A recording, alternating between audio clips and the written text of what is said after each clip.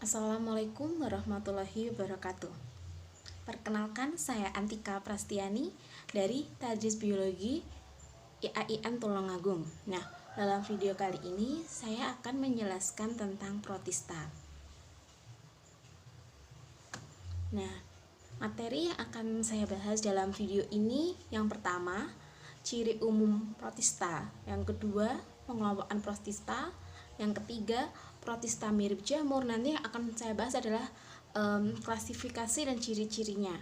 Yang keempat, protista mirip tumbuhan. Nah, yang saya bahas sama, yaitu tentang klasifikasi dan ciri-cirinya. Yang terakhir yaitu protista mirip hewan.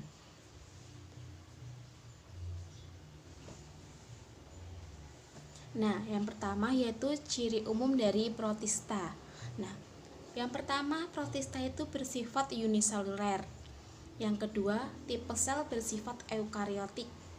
Yang ketiga, bersifat heterotrof dan autotrof. Nah, kalau heterotrof itu yang tidak bisa membuat makanan sendiri. Kalau yang autotrof, nah itu yang bisa membuat makanan sendiri.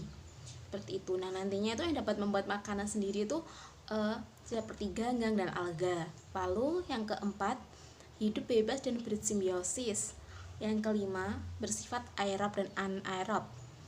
Lalu selanjutnya, habitatnya di tempat yang lembab. Dan yang terakhir, bersifat motil. Motil itu artinya dapat bergerak. Nah, tapi ini tidak semua jenis protista itu dapat bergerak, hanya sebagian saja, seperti yang terdapat pada protozoa. Nah, selanjutnya yaitu pengelompokan protista. Pengelompokan protista itu ada 3. Yang pertama, protista mirip jamur. Yang kedua, protista mirip tumbuhan. Dan yang ketiga, protista mirip hewan. Nah, yang pertama yaitu protista mirip jamur. Protista mirip jamur itu nanti dibagi ke dalam 2 kelompok. Yang pertama, Oomycota dan Myxomycota. Nah, Myxomycota ini dibagi menjadi 2. Yang pertama yaitu Myxomycota dan Acrasiomycota. Kalau Myxomycota itu nanti jamur lendir yang tidak bersekat. Nah, ciri-ciri dari Oomycota. Yang pertama, dinding selnya itu berupa selulosa. Lalu yang kedua, mempunyai banyak inti yang terdapat dalam benang-benang hifa yang tidak bersekat.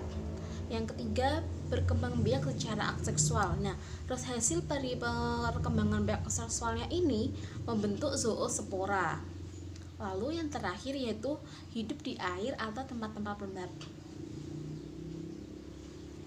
Contoh dari Oomycota yaitu seperti jamur yang terdapat pada kentang, atau sering disebut dengan nama latinnya Phytophthora infestans. Lalu ada juga jamur yang pada ikan yang di air yaitu Saprogenia jenisnya ya. Lalu selanjutnya yaitu tentang Myxomycota. Ciri-cirinya ini merupakan jamur lendir tidak bersekat, lalu memiliki banyak inti. Setiap intinya tidak dipisahkan oleh adanya sekat. Kan seperti yang dikatakan tidak memiliki sekat. Lalu bersifat uniseluler dan multiseluler. Dapat bergerak bebas atau bersifat motil. Hidup di batang kayu yang membusuk, tanah lembab, sampah basah, kayu lapuk, dan di hutan yang basah. Nah, intinya jamur Myxomycota ini habitatnya di tempat-tempat yang lembab dan banyak organismenya di sana, sehingga kan bersifat parasit. Lalu berkembang biak dengan cara vegetatif dan generatif. Contohnya yaitu pada Plasmodium, dan contoh lainnya Polygoseptica, itu yang menempel pada batang kayu. Selanjutnya yaitu tentang jamur Acrasiomycota. Nah, ciri-ciri dari Acrasio yang pertama, ini kebalikan dari Myxo ya. Ini kalau Acrasio ini tuh tidak, ini yang bersekat. Lalu bersifat soliter. Reproduksi seksualnya melalui dengan singgami, terdiri dari sel-sel amoeba yang masing-masing mengandung nukleus tunggal. Jamur lendir memiliki tubuh buah atau fruiting body yang berfungsi sebagai reproduksi seksualnya. Jadi nanti dia tuh memiliki tubuh buah yang berbentuk hampir seperti ini, yang di dalamnya nanti ada untuk reproduksi seksual. Contoh jenisnya yaitu Dictyostelium. Nah, selanjutnya yaitu masuk yang golongan yang kedua, yaitu protista mirip tumbuhan. Pada protista mirip tumbuhan atau sering disebut juga alga atau ganggang ini dibagi menjadi 6 division. Yang pertama Euglonophyta, Chrysophyta, Pyrophyta, Rhodophyta, Phaeophyta, dan Chlorophyta. Yang pertama yaitu Chrysophyta. Chrysophyta itu disebut juga ganggang emas, lalu mempunyai pigmen yang terletak dalam kromatofora yang berwarna hijau kekuningan sampai keemasan. Nah, pigmen ini itu dipengaruhi dengan zat fukosantin. Lalu mempunyai klorofil A dan C. Cadangan makanannya berupa lauksin dan karbohidrat. Lalu dinding selnya mengandung silika.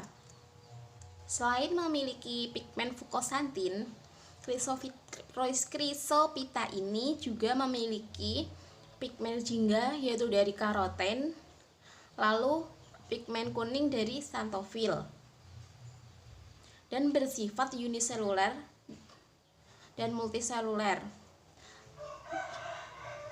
Bergerak bebas dengan 2 flagel di ujung anteriornya, lalu reproduksi aseksual dengan cara pembelahan biner atau fragmentasi, lalu reproduksi seksualnya dengan pembentukan axospora. Nah, selanjutnya ini Pyrophyta. Kalau Pyrophyta ini itu memiliki 2 flagel, banyak yang bersifat fotosintetik dan beberapa heterotrof. Lalu warnanya kuning kehijauan dan merah kecoklatan. Lalu ada beberapa spesiesnya yang memiliki kelebihan bioluminescence, yaitu menyebabkan laut malam bercahaya. Nah, bioluminescence ini nanti bisa mengeluarkan cahaya atau sering disebut red tide. Lalu cadangan makanannya berupa tepung dan minyak. Dinding sel berupa selulosa. Lalu habitatnya ini ada yang di air tawar dan air laut. Lalu saya akan menunjukkan. Nah, ini disebut dengan flagelnya yang pertama. Lalu flagel yang kedua ini yang melingkari tubuhnya. Lalu flagel yang memanjang di sini ini disebut flagel longitudinal. Lalu yang mengitari tubuhnya ini disebut dengan flagel transversal. Terus ini struktur tubuhnya.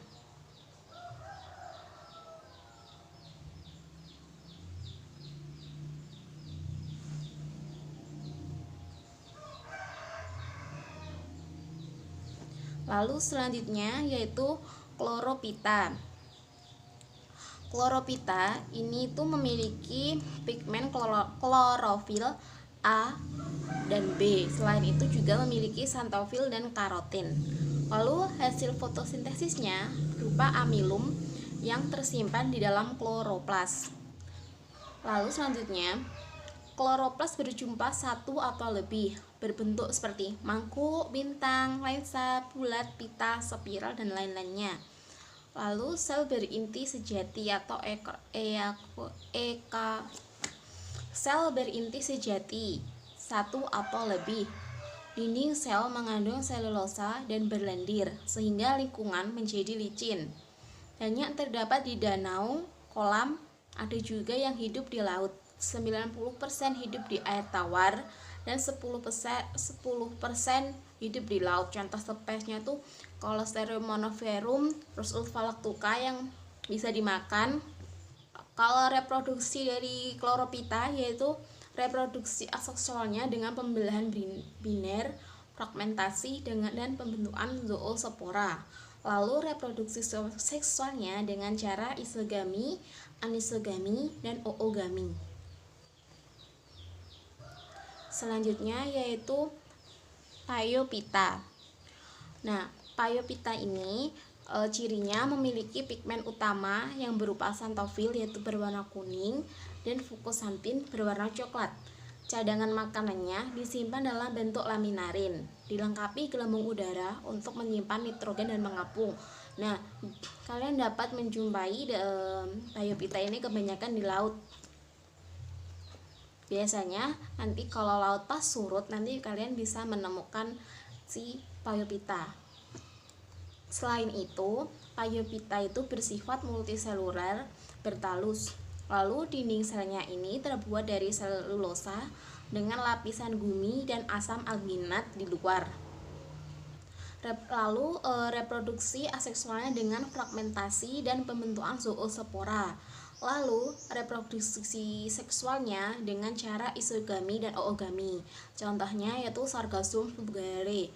Nah, ini contoh spesies yang ada di laut.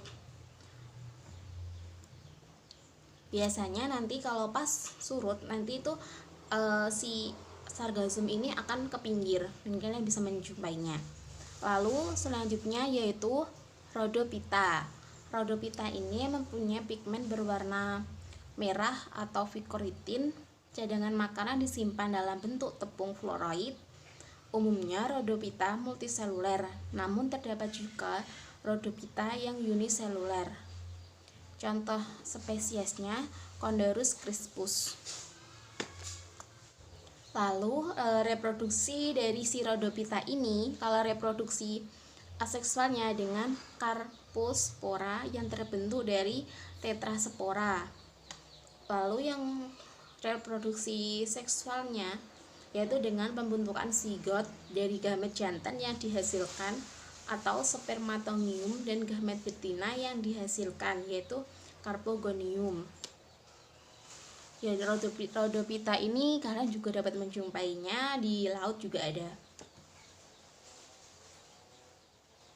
Nah, selanjutnya yaitu Euglenophyta.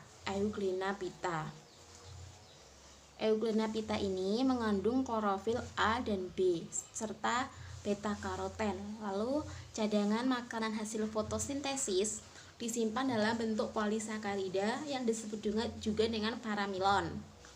Lalu umumnya hidup di air tawar seperti kolam atau danau.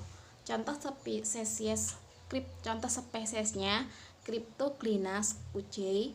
Lalu spesies yang paling melimpah itu dari genus Euglena.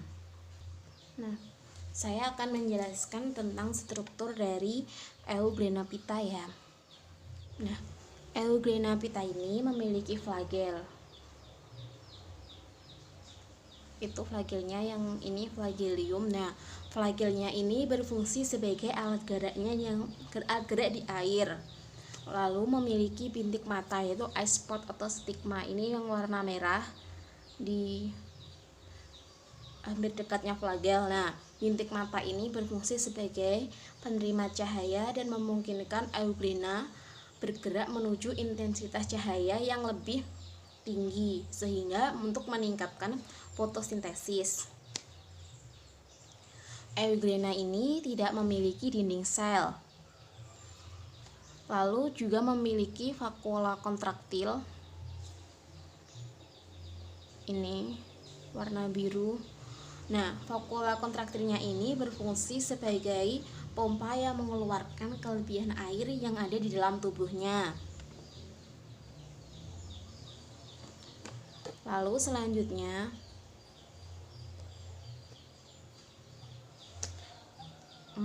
masuk ke golongan yang ketiga, yaitu protista mirip hewan. Nah, protista mirip hewan ini dibagi menjadi 6 tipe. Yang pertama Zoomasticpora, yang kedua Rhizopoda, yang ketiga Actinopoda, yang keempat Apicomplexa, yang kelima Ciliapora atau Ciliata, yang keenam Foraminifera. Nah, kalau yang pertama yaitu Zoomasticpora. Nah, semua zooflagellata memiliki minimal 1 flagelium. Organel serbaguna ini dapat mendorong organisme bergerak, merasakan lingkungannya dan menjerat mangsa. Zooflagellata sangat beragam, banyak yang hidup bebas di habitat tanah atau air. Lalu bersimbiosis, hidup di dalam organisme lain dengan hubungan mutualisme atau parasitik. Salah satu contoh simbiosis mutualisme yaitu Trichonimpa sp yang hidup dalam usus rayap. Nah, yang kedua yaitu Rhizopoda. Rhizopoda ini memiliki ciri bentuk sel yang berubah-ubah. Yang kedua, sitoplasma terdiri dari endoplasma dan ektoplasma. Yang ketiga, bersifat heterotrof, yaitu tidak dapat membuat makanan sendiri. Yang keempat, mayoritas hidup di air tawar dan air laut. Lalu ada sebagian yang hidup di dalam tubuh manusia. Alat geraknya menggunakan kaki semu atau pseudopodia. Ukuran tubuhnya berkisar antara 200 sampai 300 mikron. Lalu berkembang biak secara vegetatif dengan membelah diri atau pembelahan biner. Nah, konsep dari pembelahan biner ini seperti ini. Misalnya satu amoeba membelah jadi 2, dan nanti kalau dia membelah lagi, berarti kalau dia membelah lagi akan jadi 4. Nah, lalu 4 ini kalau membelah lagi nanti akan jadi 8. Seperti itu. Jadi kelipatan dari jumlahnya. Nah, kaki semu itu yang di pinggir-pinggirnya ini. Itu sebagai alat gerak dari amoeba. Nah, contoh spesies dari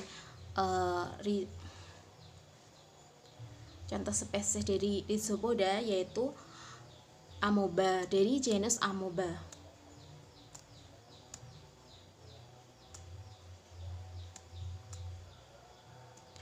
Atau ada juga yaitu dengan disebut dengan Amoeba proteus. Contoh lagi yaitu Entamoeba coli atau sering disebut E. coli yang bisa menyebabkan diare. Lalu yang ketiga, Actinopoda. Nah, Actinopoda ini artinya kaki sinar. Pemberian nama ini mengacu pada bentuk pseudopodia, yaitu alat geraknya. Runcing yang memancar dari tubuh Actinopoda yang seperti dapat kita lihat di gambar.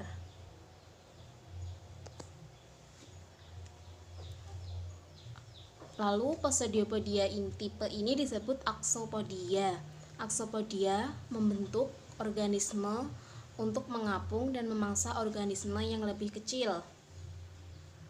Lalu Heliozoa umumnya hidup di air tawar dan menggunakan Axopodia untuk mangsanya. Sedangkan Radioozoa umumnya hidup di laut dengan cadangan bersilikat yang berbeda-beda pada setiap spesies.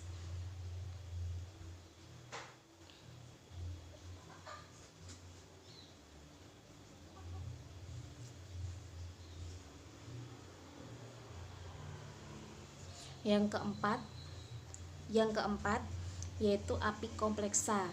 Nah, Apicomplexa ini sering disebut dengan sporozoa, yaitu bersifat parasit.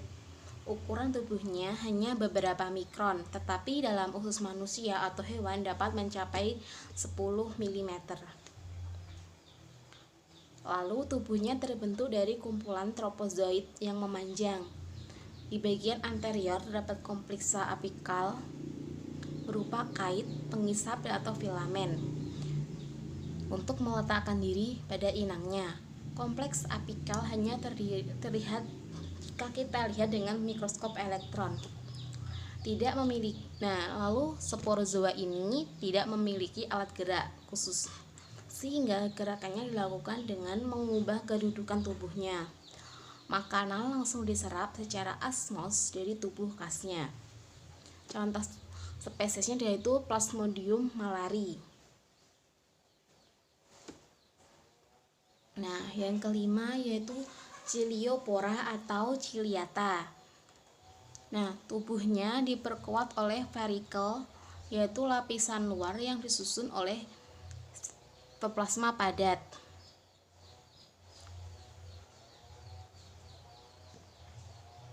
Ini itu mengelilingi tubuhnya. Pelikel ini yang tempat menancapnya bulu getar, bulunya.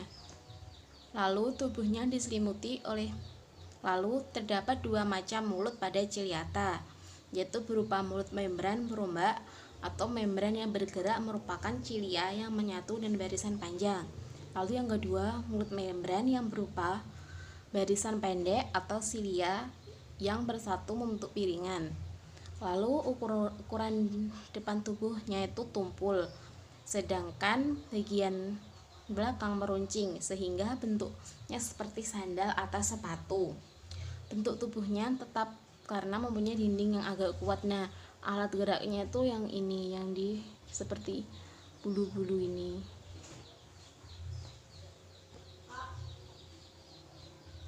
Lalu yang keenam, foraminifera. Nah, ini memiliki rangka luar yang terdiri dari silika atau zat kapur dan mengandung kalsium karbonat. Lalu semua anggota foraminifera ini hidup di laut. Genus yang paling terkenal dari foraminifera ini adalah Globigerina, karena lapisan foraminifera dapat digunakan sebagai petunjuk dalam pencarian sumber minyak bumi. Contoh spesiesnya Globigerina bouloides.